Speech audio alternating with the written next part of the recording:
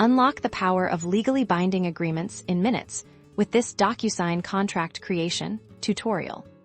First, navigate to the Docusign platform and locate the Create or Send a Document option. This is your gateway to building your contract. Next, choose how you want to start. You can upload an existing contract document you've prepared, or if you're starting from scratch, select a template or a blank document within Docusign's interface. Now, it's time to add the essential contract elements on the left-hand side.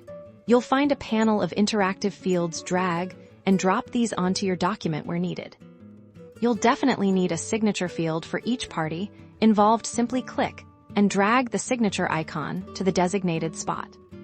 Other crucial fields include text boxes for names, dates, and addresses, and checkboxes for agreeing to specific terms. Assign each field to the correct signer by selecting their name from the drop-down menu.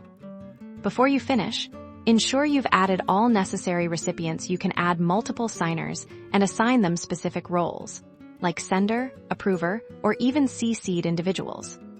Take a moment to review your contract and all the added fields. Once you're confident everything is in place, click the Send button. And that's it.